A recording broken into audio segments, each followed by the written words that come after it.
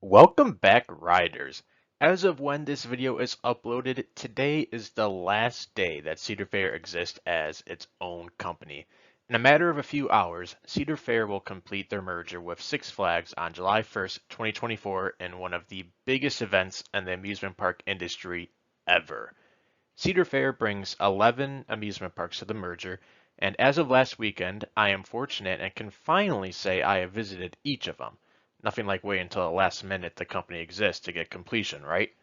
So, as all of our minds are on the merged company and what they're going to do going forward, let's take a step back and give Cedar Fair a proper send-off in their last few hours as we know them, as I rank all of their amusement parks. So just some notes before we start the list. One, I did not use any formal process to determine the order. I simply asked myself which park I like more. By far, the biggest factor for me that separates each park is their coaster lineup, but other things like flat rides, food, theming, atmosphere, and some more other things, they hold some weight as well. Two, I have visited all 11 parks within the last 23 months and 10 of the 11 within the last 16 months. I've also spent multiple days at 8 of the 11 parks. So I have recent experience with each park and feel fairly confident about my feel for each park, except for one, which I will talk about when that time comes. Three, I have a lot of respect for Cedar Fair parks. I truly believe they are all great quality when you compare each park to other parks outside the chain that are similar size. I like each park, and aside from the last place entry, I had a really hard time placing each park. If you wanted to move any park up one or two spots, maybe even three spots in the middle of the list, I would completely understand and respect that. And lastly, somewhat related, this list is my opinion based on what I value, so it's entirely possible you may not agree, and that's completely fine. Feel free to comment below how you rank the parks, or maybe comment what points of mine you agree or disagree with. Just don't come yelling at me about anything. Let's get into the ranking.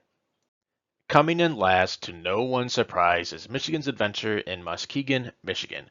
Like I said, I respect all the Cedar Fair parks, and Michigan's Adventure is no exception. The park is clean, pretty, and they have a solid coaster lineup for the amount of coasters they have. Unfortunately, I do not think that Shivering Timbers is the world-class elite wooden coaster that others claim it to be, but I did like my rides on it last year more than my 2015 and 2022 rides, so hopefully I will continue to like it more with each passing visit. Wolverine Wildcat has rechecked its way into a respectable ride. Thunderhawk is one of the better and bearable Vekoma SLCs out there, and they might have the best Wild Mouse out there. The reason why Michigan's Adventure is last is simply because it is the smallest park in the chain. Unfortunately, I'm not talking land size, as they have plenty to work with, but rather their investment in the thrill rides has been next to nothing since the turn of the millennium. I guess you could say there were not any signs. They could really use any thrilling flat ride, as they don't have a single flat ride I am remotely interested in riding, and it goes without saying they are due for a new roller coaster. Even though this park is not that far away from me, it's not a park I'm dying to get back to. But whenever I find myself there, I still have a good time. Kicking off the top 10 is Valleyfair in Shakopee, Minnesota. Hope I said that right. It's near the Twin Cities. It really hurt me to put this all the way down at 10, considering how much I enjoyed my time at the park last year. But I think that's a testament to the quality of the Cedar Fair parks above Valleyfair. There were a couple things I did not like with Valleyfair. One was the food. Well, now I'm aware of the Juicy Lucy, so I'll definitely give that a try for my next visit. But when I was there last year, I could not find anything besides standard burgers, pizza, and fries. Two, this park has some considerable gaps in their lineup. Only one of their coasters goes upside down, and the only inverted coaster they have is relatively small in the impulse, so they could really use another invert. Three, while the area is super pretty, this has to be one of the worst locations of any park I have been to, as a considerable amount of the park is prone to frequent flooding. This affected my visit as half the parking lot was underwater, you couldn't see parts of the ground while you were riding Renegade, it was like riding over a pond, And Excalibur could not open with all the standing water when I was there, so I missed that credit. And as of typing the script, I was planning on going to Valleyfair this weekend, but both Excalibur and Renegade have been closed for days now because of flooding. They're literally underwater, so I ultimately decided not to go. It seems like a major oversight that this was the location they chose for an amusement park. With all that said, I really enjoyed my day I spent here last year. Even though there are some considerable gaps in their lineup for a park with 8 roller coasters, I liked all of them. Renegade is a great coaster, no pun intended. Wild Thing, while my least favorite hyper coaster, is still very solid and is an easy number 2 in the park. Steel Venom is my favorite impulse coaster, and it's great that they're still using the holding brake. Corkscrew has a beautiful footprint, and High Roller has classic charm. I'm making a priority to get back to Valleyfair this year, and I'm looking forward to it. I'll just have to find a time when Excalibur is not underwater. Coming in at number 9 is California's Great America in Santa Clara, California, near San Francisco and San Jose. This is the one park I alluded to in the beginning of the video that I feel that I do not fully grasp. This is because I only visited one day and it was very rainy and gloomy. The park was a ghost town. You could just tell that they were just dragging through the day. Lots of closed rides and slow operations. Coasters I did not ride include Woodstock Express, which is fine since it's a small coaster. Demon, which was upsetting, but it's a clone, so meh. And biggest of all was Railblazer. So it's hard to judge a park's lineup when you don't get on one of their top 2 coasters, especially since I have not ridden its clone, Wonder Woman at Six Flags Fiesta Texas, so I don't really have an idea what the experience is like. I also missed out on Berserker, which was another ride I really wanted to do. I've never done one of those Bayern curves. And while I technically rode Grizzly, it didn't really feel like it because that has to be the most boring and forceless large-scale roller coaster I have ever been on. I also thought the food was on par with Valleyfair, which overall is low tier for Cedar Fair. The saving grace of my day was Gold Striker, which blew me away. Fantastic roller coaster. My second favorite wooden coaster, only behind Outlaw Run at Silver Dollar City. So I guess you could say it's my favorite traditional wooden coaster. Flight Deck also surprised me with its intensity, and the corkscrew in the last row of Patriot is just bonkers. Also, it doesn't really mean much in the grand scheme of things, but Lucy's Krabby Cabbies is one of my favorite kids coasters. Something else I have not mentioned about California's Great America is the fact that Six Flags Great America is my home park, and it has been my entire life. If you did not know, the parks were built together by Marriott, so they have a lot of similarities. The entire day I was just giddy walking around and seeing the same things that Six Flags Great America has. Perhaps even more fun was seeing some things in the park that Six Flags Great America has gotten rid of, like Orbit or their antique autos, which was a personal favorite of mine, and Maggie's Fried Chicken. It was also like I was having flashbacks to my childhood. Thank goodness it wasn't the Intamin Space Diver. Or it was like having deja vu. Unfortunately, not the giant Vekoma inverted boomerang. Anyways, I'm getting carried away. I know that experience is more specific to me, and it's hard to take those feelings into consideration when ranking parks head to head. It's also hard to do that without riding Railblazer or its clone.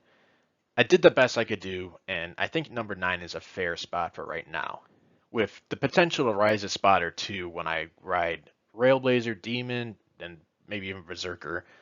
I hope the park does not close permanently. It is definitely better than the nearby Six Flags Discovery Kingdom, and I would love to go back to this park, but unfortunately, it's the furthest park away from me, so easier said than done, and who knows what to expect in the next couple years with the sale in place. Up next at number 8 is Dorney Park in Allentown, Pennsylvania, near Philadelphia. Dorney reminds me a lot of Valleyfair, just better in all the same categories, and no flooding since they were smart and they put their park at the top of a hill. I only spent 3 or 4 hours at this park since that's all I could squeeze in on this specific trip, and I wish I had more time there as I really enjoyed my time. I got on every coaster there except Talon, which was closed the entire time I was there. Sorry, Jen. And this was back in 2022 before Iron Menace was a thing. Let's start with the downsides, which aren't really major. Thunderhawk doesn't do a whole lot, but nonetheless, happy 100th birthday. Their mouse isn't great, and their holding brake doesn't work, but I could look past that. I really like this park has 3 B&Ms, even if I have not ridden 2 of them. Hydra was fun and a change of pace from the standard four-less coaster. Steel Force was better than Wild Thing, and that was even before the reprogram they recently did. I thought their food was a slight step up from the parks I've already covered, although I would say it is still slightly subpar for what I've come to expect from Cedar Fair. I think the park has some character and a good atmosphere, and that's even before experiencing Iron Menace. Dorney does not have a coaster as good as Shivering Timbers, Renegade, or Gold Striker slash Railblazer, but I think the depth of their lineup is much better than the other parks I've already covered. Pair that with a slightly better atmosphere, slightly better food, and Demon Drop, and it takes a spot over the prior parks. I'm excited to return this park in a couple months. Placing 7th is Worlds of Fun in Kansas City, Missouri. This was the last park I needed for Cedar Fair completion, which is funny and ironic because I have literally been driving past it on I-435 for what feels like my entire life. I visit Kansas City often to see family and go to Kansas Jayhawk basketball games, Rock Chalk, but I always visit in the off season when the park is closed. Last weekend, I decided to bite the bullet and finally make the trek there. Overall, I thought it was the best mid-sized Cedar Fair park, but I'm gonna be honest, I'm not entirely confident in my opinion of that thought. The reason I am hesitant is because of the roller coaster lineup. Aside from Mamba and Prowler, this lineup leaves a lot to be desired in my opinion. Cosmic Coaster is Cosmic Coaster, so that gets a pass. Spinning Dragons was closed for my time there, but I have been on clones of it. I generally like these rides, but again, it's a clone. Boomerang is another clone, which is another coaster that was closed both the days I visited. But without the new vest restraint trains, Boomerangs range from to straight up bad coasters. Timberwolf only has one good moment in the back and 2 good moments in the front.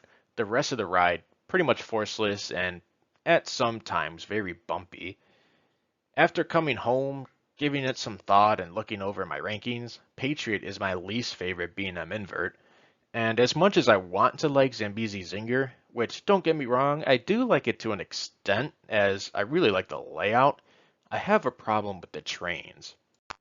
They make it hard for me to enjoy the ride while I'm on it, as I have to tense up and ride it somewhat defensively, which in turn also makes it lose a lot of re-rideability. And no, this is not a roughness issue. I can get past that. It's a male guy problem, if you're picking up what I'm putting down. But aside from the supporting cast I just talked about, I loved everything else at Worlds of Fun. The food was another step up from Dorney Park, which puts it on par to what I expect and appreciate at Cedar Fair parks. Aside from Patriot, I thought operations were good. What really separates Worlds of Fun from not only the parks I have already covered, but also the parks further down the list is the theming. I would not be mad if you called Worlds of Fun a theme park. I don't think I will call it a theme park, but I would say it's the best themed amusement park, which is a huge compliment. The Africa and East Asia areas are done extremely well, and I was pretty shocked just walking around the park. And then, of course, you have Prowler and Mamba, a fantastic top 2 bunch.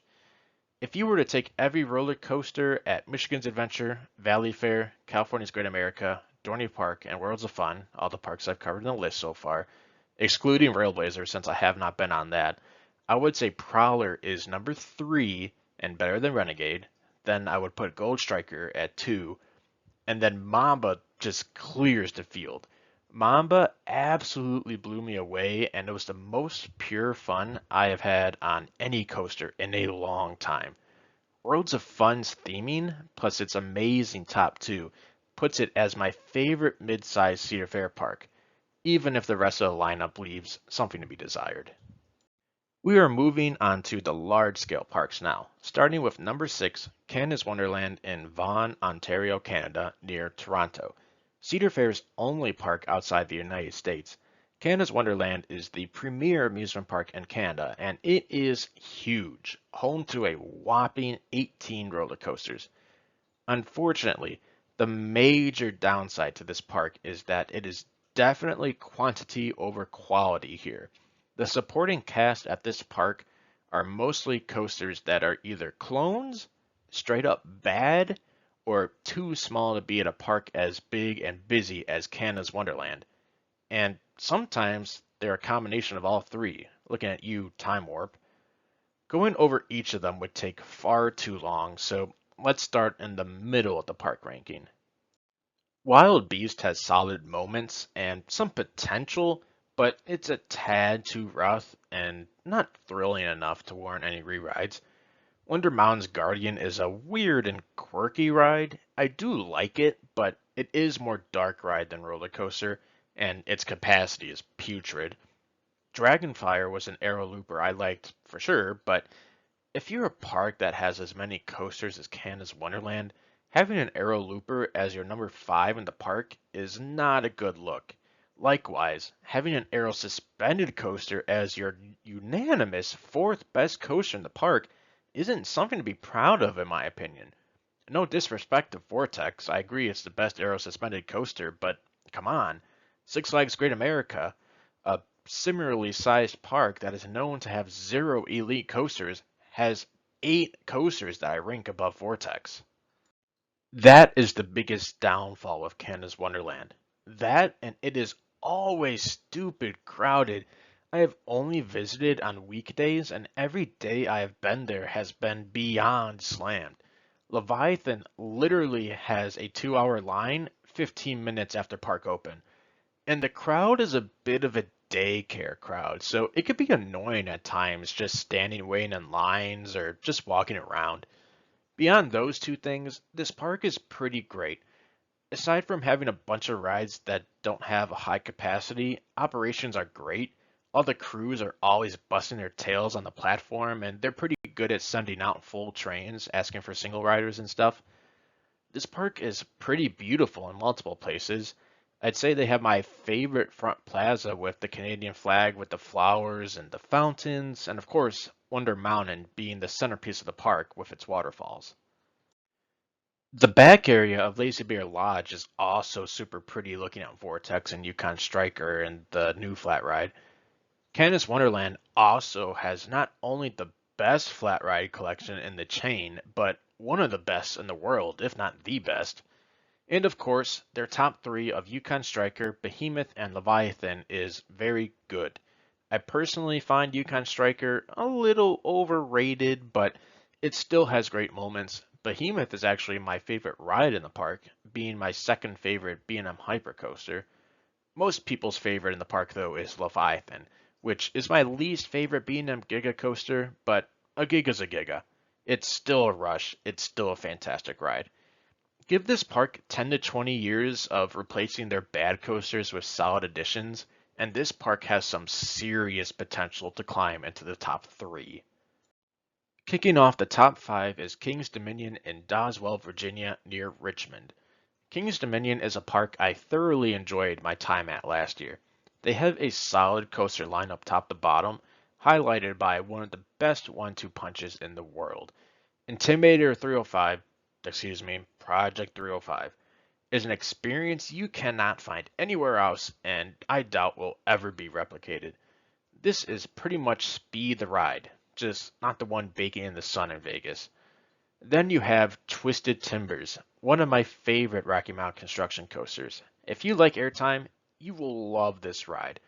Beyond their spectacular top 2, there are still a couple of solid coasters. Dominator is a solid number 3 in the park, being one of, if not my favorite B&M floorless coasters. The work Gravity Group has done to Grizzly really makes it a great supporting coaster and a solid wooden coaster. Reptilian is a rarer experience that is becoming harder to find, and whether you love or hate 4D free spins, Tumbili was done very well. And this is not even considering their new launched B&M Wing coaster they are slated to get next year. I have no doubts that it will slot in to be the 3rd best coaster in the park, and a great coaster. Beyond the coasters, King's Dominion has other things going for it too. Up to this point in the video, I consider them to have the best food. It's honestly shocking how many trees they have. They're definitely welcomed in a nice change of pace. Jungle Expedition is done extremely well. I think it has easily the best themed land that any park in the entire video offers aside from one park, which we'll touch on later. And in my experience, it is completely the opposite from Canada's Wonderland, where they are often not busy at all, making it more relaxing to visit this park. They also have some killer night rides. Looking at you and Tim, excuse me, Project 305. Just missing the podium is Knott's Berry Farm in Buena Park, California, near Anaheim and LA. This was by far the hardest park to rank on this list. There is so much baggage with Knott's. Where do I even begin? I eventually want to make a super long video talking about everything with Knott's Berry Farm, so I don't want to go super in depth. Knott's easily has the most character of any Cedar Fair park. This whole park exists because of a chicken restaurant, which, by the way, is one of my absolute favorite dining experiences anywhere, amusement park or not. And to be technical, Knott's Berry Farm is a theme park. Ghost Town is historic and absolutely fantastic, especially at night. Fiesta Village is also looking fantastic, fresh from its touch-up and renovations. The boardwalk is easily the worst of the three. You can easily tell it was heavily influenced by Cedar Fair, but on its own it's not bad. It just doesn't hold up to the other two. Also, adding to the character of the park is the fact that it is crazy small, with only 57 acres compared to around or over 250 acres for all these other parks near the top of the list.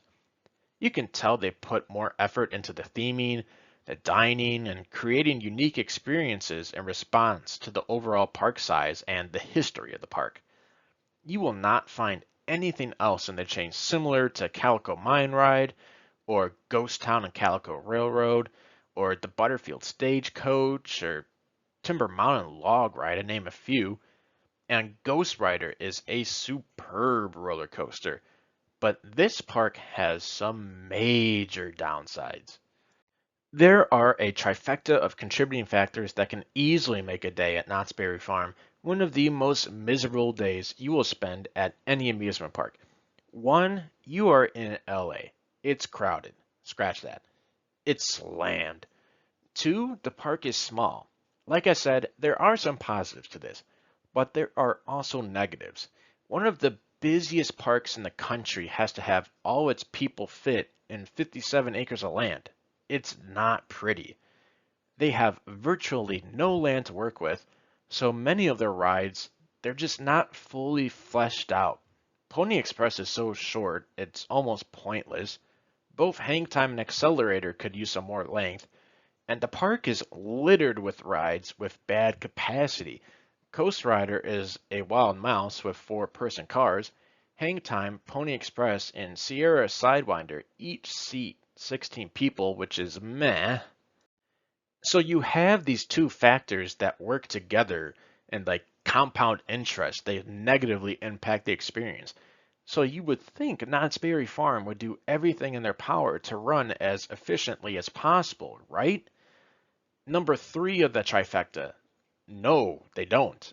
It is astonishing how poor the operations are here. Pony Express, Accelerator pretty much exclusively run one train.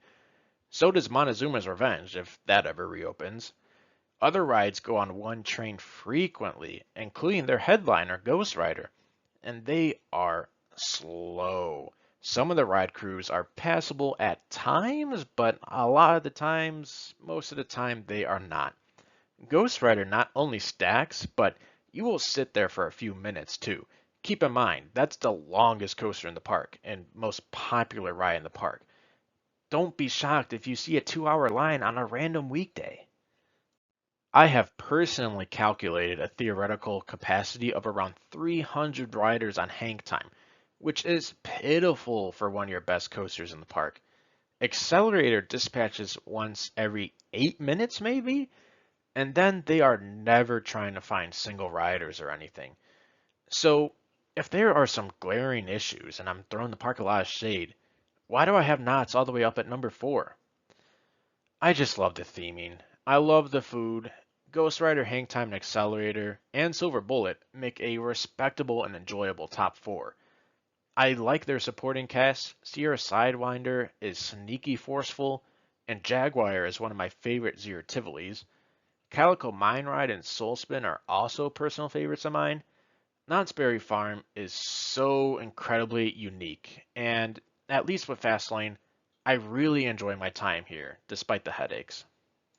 Earning the bronze medal is Carowinds in Charlotte, North Carolina, but also South Carolina, which is actually pretty cool.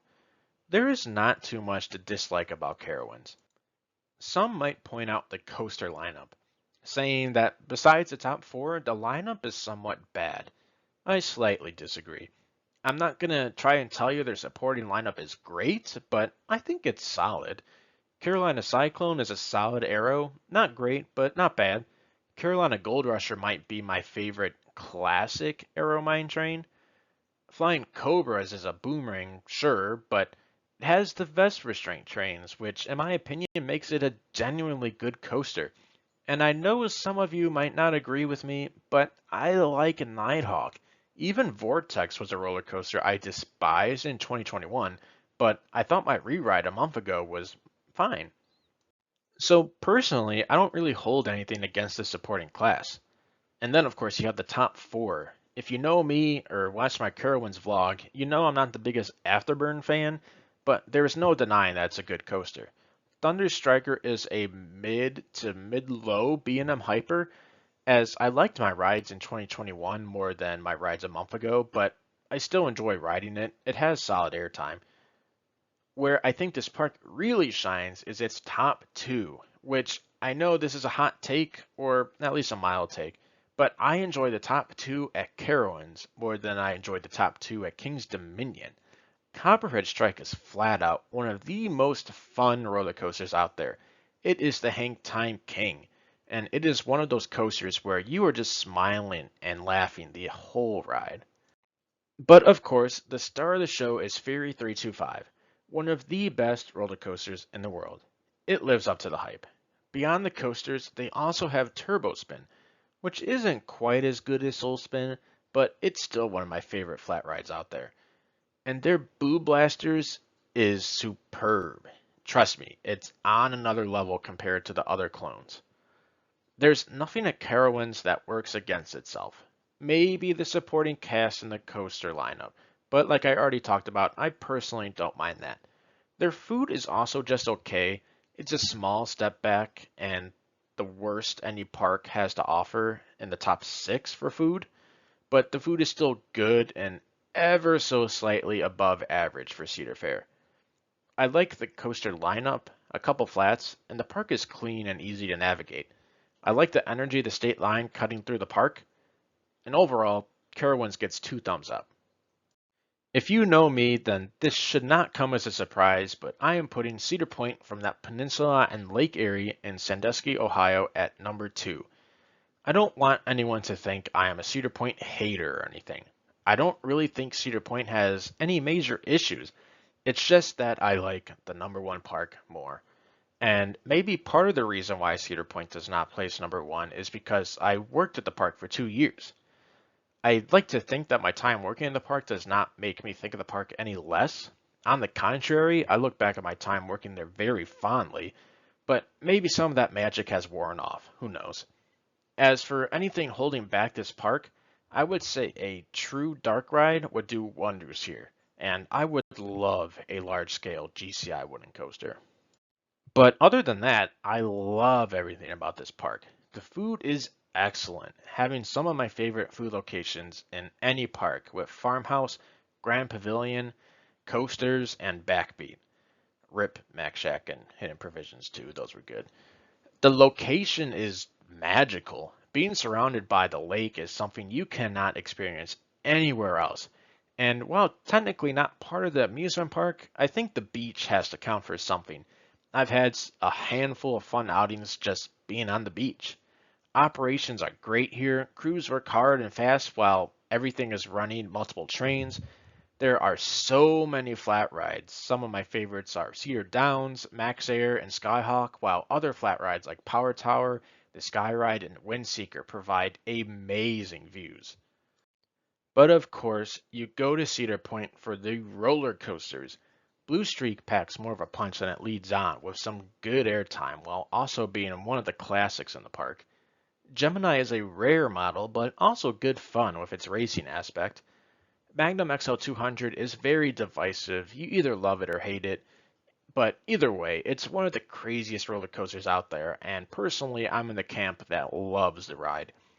I am a huge Millennium Force hater, but I cannot deny its legacy, and I'm willing to accept that pretty much everybody else thinks this is a great roller coaster. Raptor has its days. There were some times not too long ago that I thought it was one of the best B&M inverts.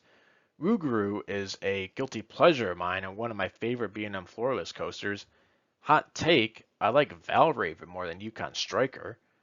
Wild Mouse is also a guilty pleasure of mine. Its average ride is a lot of fun, but if you get a ride with a ton of spinning, it is downright bonkers. Maverick is my favorite roller coaster of all time. Enough said. Steel Vengeance is generally regarded as the best roller coaster in the world, and while I don't agree, it's still in my top 25, which is crazy good. And Top Throw 2, when it's open at least, is a huge rush, and I am dying to get back on it. The supporting lineup at Cedar Point is good enough to beat many parks' entire lineups. The fact Cedar Point has as good of a top 5 or 6 punch as they have is absolutely ludicrous. Luda. If you could only ever go to one amusement park in your entire life, I would say to go to Cedar Point. By process of elimination, we are left with Kings Island from Mason, Ohio, near Cincinnati, and my number one spot. I like to say that Kings Island is a jack of all trades, master of none, but it is really damn good at each of those trades. The food is great. They don't have anything that beats Farmhouse or Grand Pavilion in my eyes, or Mrs. Knott's Chicken Dinner, but they have many great options. They have Auntie Anne's, which are the best pretzels ever. Chicken Shack is very comparable to Cane's. Coney Barbecue has some of the best pulled pork, and their sides are solid too. Enrique's is a great healthier option. Grain and Grill is also healthy-ish and very tasty. Miami River Brewhouse is very solid and a great option to get out the sun. Grater's Ice Cream has the best chocolate chips I've ever had. Potato Works is sneaky good and not crazy far away from the quality of Potato Patch at Kennywood. And while I'm not a big grilled cheese guy, everybody loves Tom and Chi.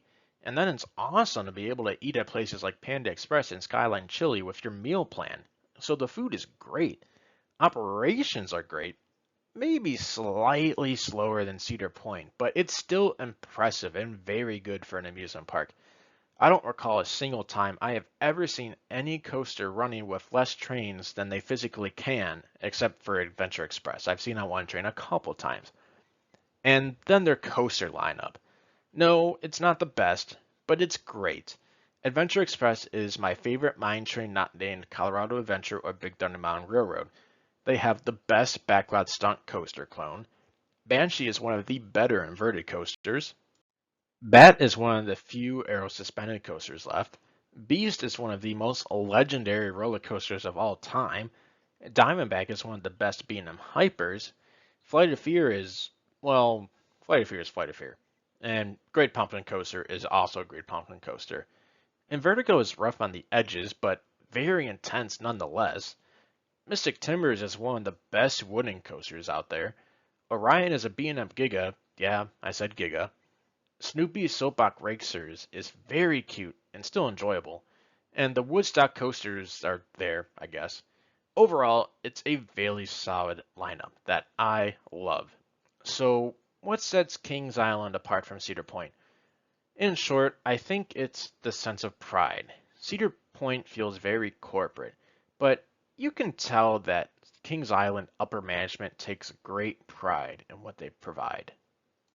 Ride operators care about their rides and their guests. Even the guests. Kings Island has one of the most passionate locals around. When I walk around Kings Island, there's just this aura and atmosphere that makes me happy. It's hard to describe. My worst day at Kings Island was still a good day. I am just happiest when I'm at Kings Island. It's hard to explain. That's why I pick it as not only the best park in the Cedar Fair chain, but it is also my favorite park I've ever been to. Six Flags better not ruin anything. With that, that's all I've got for this video. How many Cedar Fair parks were you able to make it to? How do you rank them? Do you agree or disagree with anything I said? Feel free to let me know in the comments below. Rest in peace, Cedar Fair. Well, kinda. Hope you enjoyed the video, and thanks for checking it out. Push down, pull up, exit to the right. Hope you enjoyed the video, and go have your greatest day yet. Choo choo, bye!